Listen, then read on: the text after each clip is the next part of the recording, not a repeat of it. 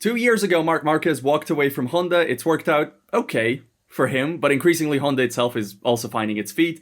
The RC213V was pretty terrible in 2023, still pretty terrible in 2024, but this year, especially after some mid-season upgrades, it's genuinely quite good again. To quote Luca Marini, we worked well in every detail, in every aspect, there was never a step back.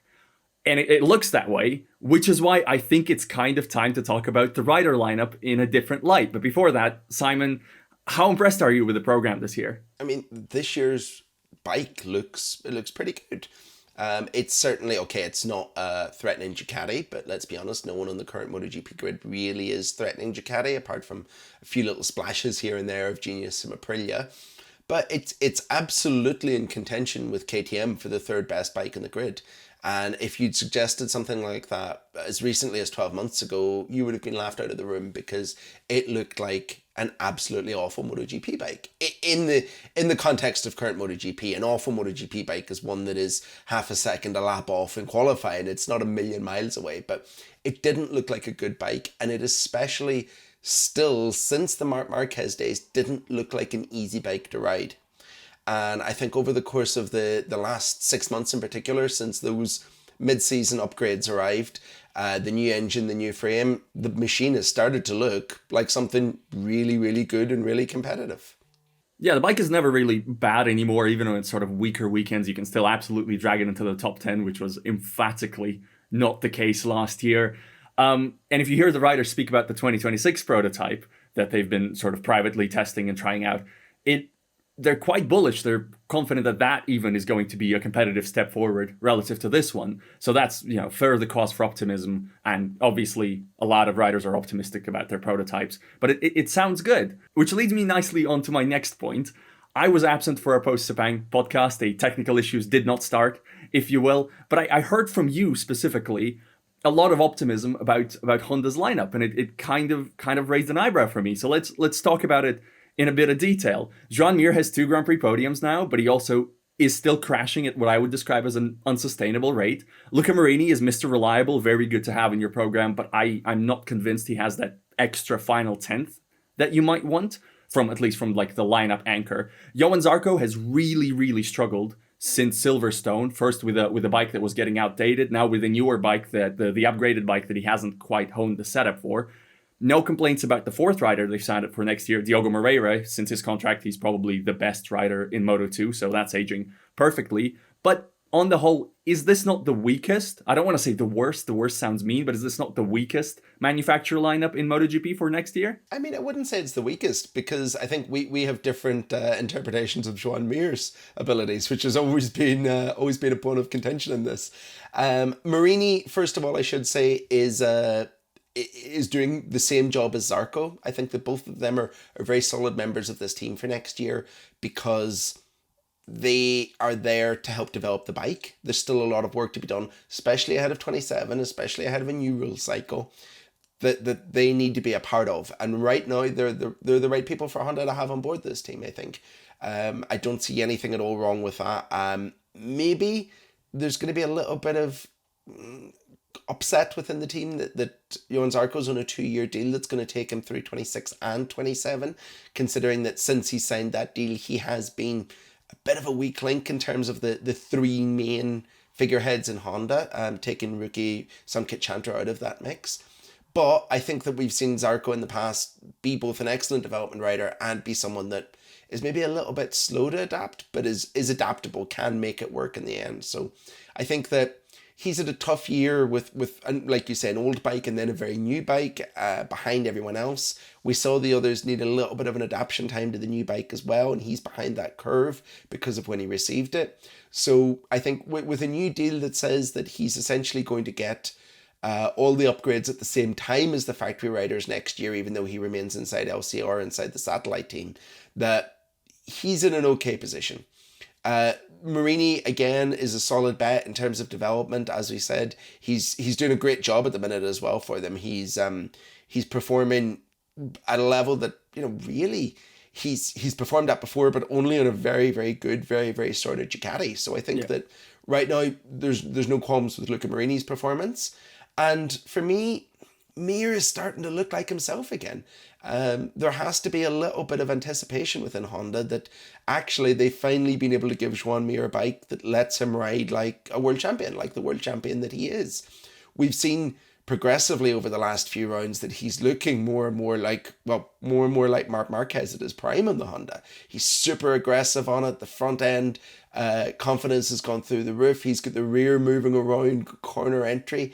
It looks like he's finally able to ride the Honda the way that we've always believed that the Honda needs to be ridden. And I think that that bodes well for next year, especially as Honda bring more and more of the upgrades that he in particular is asking for, specifically around engine power and top speed, something that they've already made a big step forward with over the last 3 or 4 months, but something you would expect with the poaching of KTM engine builder Kurt Trieb away, that they're going to make another big step on over the winter and really kind of find what's missing for Mir in the next few months. Yeah, ultimately, it's not that I have an issue with any of those riders personally as somebody you have in your lineup, or even really for 2026. I framed this as a sort of 2026 question, but the 2026 deals are all sorted anyway, and continuity makes total sense because that's not the contract cycle. What matters more than anything is, of course, 2027, the new 850cc engines, the ones that, Kurt Trieb is going to have primary oversight on, the year that Honda, I think it would be unacceptable for them to go into not targeting a title. Like, genuinely, they have to go in not just targeting a return to, a win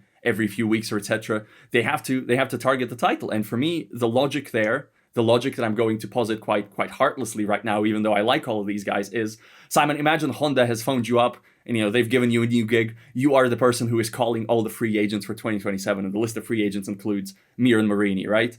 So you have to make the phone calls in order of priority of who you want to get at Honda. I presume you call Marc Marquez first. Might be the romance of a return in there, but maybe he doesn't want to do it. Maybe there's, still he's got a good thing going at Ducati. But then next year you call Pedro Acosta, you call Fabio Quartararo, both of those guys who have good reason to be dissatisfied with their current employers. If you strike out there, next you go Marco Bezzecchi, Jorge Martin, who they've already tried to sign from Aprilia. You go Pecco Bagnaia potentially. You even maybe go for me and Aldeguer. You even maybe look at Moto2 at the two guys who are having incredible Moto2 rookie seasons right now at Aspar, Dani Holgado and David Alonso. And okay, those last few names may be borderline, but you go through a lot of names before you get to Mir or Marini or Zarco if he was a free agent. You go through names after names after names. Am I wrong? Do you not go through all those names? I disagree. For me, Mir at his prime, Mir with the performance that we've seen him have in the past in MotoGP, both in his title-winning season and into 2021 as well, until the Suzuki project basically fell apart below him. If Honda can unlock that guy again next year, then yeah, sure, he's not in the same conversation as Marc Marquez. He's not on the same level as Pedro Acosta and Fabio Quartararo, but he's up there with Jorge Martin, Pedro Acosta, or Pecco Bagnaia and Marco Bezzecchi for me. He's on that level. And I think that in reality, there's going to be two seats. Honda are going to be looking for a performer, not a developer from that point on. And they already have Zarco locked in. So for me, from that point on, Mir has as good a chance as 80% of the grid is staying a Honda rider if he can bring that level of performance again. If we get to the kind of the Jerez test next year, 4 or 5 rounds in, the Monday post-race test where people are starting to look at 2027, which I think is going to be one of the key trigger points for all of the contract negotiations. And Joan Mir is kind of 2 or 3 podiums or even a race win under his belt from the first 5 rounds of the season. I think that they'd be making a mistake if they didn't seriously consider signing him. No, of course they must consider it. I'm worried about the maneuverability, and I'm worried about both the longer term future of Mir and Marini, and maybe not through necessarily their fault. It's almost like Honda needs a third team, in my view, in the way I'm looking at it, because again, they're the only manufacturer that has multiple riders now signed for 2027, but they're also the manufacturer that almost every rider on the grid would now take a phone call from. Because the project looks good, but you might have to, for instance, discard Luca Marini, and they love Luca Marini. But because Johan Zarco is already on the sort of development rider contract at LCR, how do you reconcile the continued employment of Marini with the need to go after your next superstar? Or maybe a couple. They potentially might have the budget, or they might have the riders with ambition. I mean, we know, like, two sort of top level superstar riders in one lineup isn't always the most natural. But is it totally impossible to imagine a situation where you go for Marquez, Acosta, Quartararo, and you get two of the three because Acosta and Quartararo are so fed up with their current situations? I mean, that is the realistic potential scenario where Mir doesn't remain a part of the Honda lineup. We know that LCR is essentially locked up for the next 2 years, nearly 3, with Diogo Moreira being on that kind of floating 3-year contract. However, I think that means that there's no chance of Honda looking to bring in another Moto2, Moto3 rider. I think that they've got their future bets made right now, and they're the manufacturer that has the budget to go and buy talent, essentially, to buy a Fabio Quartararo or a Pedro Acosta, maybe even a Marc Marquez again, because I think there's a fairy tale element to that would be really nice to see, that would really finish off a story very nicely. But that's I think almost a different scenario. That's a different question to, in a normal rider lineup world, does Joan Mir remain a part of the team? Because those 3 characters, and I think it is just those 3, kind of shape everything. And if they want one of them, then they're going to have to be prepared to make sacrifices. If they want 2 of them, they're going to have to be prepared to make double sacrifice. I think that it's probably not the end of the world for someone like Luca Marini or Joan Mir, both of whom I can absolutely see. I can see Marini slotting into a Johan Zarco-esque role at, for example, at Trackhouse, helping to develop the Aprilia in the long term. There are other opportunities for these guys, and I think that Honda, mercenary isn't the right word, but they're quite ruthless sometimes when it comes to making decisions about rider futures. And I think that they will not hesitate to get rid of any of the guys that are part of their team right now to make room for someone that they think is going to be the next level.